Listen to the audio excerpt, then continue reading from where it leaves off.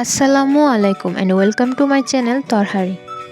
আজকে আপনাদের সবচেয়ে সহজভাবে শিমের বিচি রান্না করে দেখাবো। আমি শিং মাছ দিয়ে শিমের বিচি রান্না করেছি, যার জন্যে আমি শিমের বিচি নিয়ে নিলাম এবং এগুলো কিছুক্ষণ পানিতে ভিজিয়ে রেখে সবগুলো শিমের বিচি ছুলে নিলাম। এবার চুলায় একটি পাত্র বসিয়ে নিলাম এবং তাতে পরিমাণ মতো তেল ঢেলে নিলাম। এবার একে একে দিয়ে দিলাম পেঁয়াজ কুচি, হলুদ গুঁড়ো, 1 চা চামচ হলুদ গুঁড়ো দিয়েছি ও 1 চা চামচ থেকে একটু বেশি মরিচের গুঁড়ো দিয়েছি এবং দিয়ে দিলাম স্বাদ মতো লবণ এবং একটি কাঠির সাহায্যে ভালো মতো নেড়ে চেড়ে দিলাম। সামান্য পরিমাণ পানি দিয়ে দিলাম কষানোর জন্য। এবার দিয়ে দিলাম শিং মাছগুলো। একটি কাঠির সাহায্যে শিং মাছগুলো ভালো মতো নেড়ে চেড়ে দিলাম এবং 5 মিনিটের জন্য একটি ঢাকনা দিয়ে ঢেকে রাখলাম।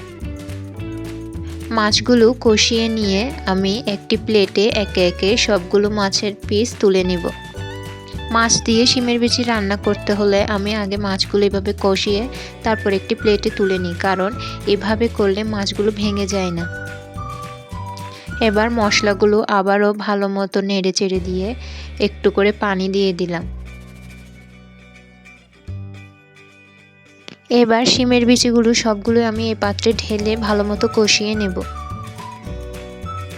কষানো হয়ে গেলে আমি তুলে রাখা শিং মাছগুলো আবারও এর মধ্যে দিয়ে একটি কাঠির সাহায্যে ভালো মতো নেড়ে নেব এবং তাতে পর্যাপ্ত পরিমাণ পানি ঢেলে দিব, যাতে শিমের বিচিগুলো ভালো মতো সিদ্ধ হয়ে যায়।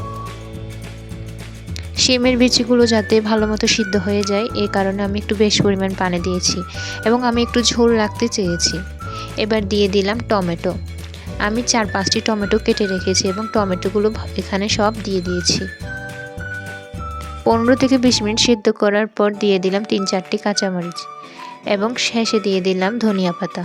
তৈরি হয়ে গেল আমার শিমের বিচি রান্না। একটি প্লেটে সুন্দর করে পরিবেশন করে নিলাম। দেখতেই পাচ্ছেন কেমন লোভনীয় হয়েছে। আপনাদের যদি আমার রেসিপি ভালো লেগে থাকে তাহলে অবশ্যই লাইক, কমেন্ট, শেয়ার ও সাবস্ক্রাইব করে পাশে থাকবেন। ধন্যবাদ।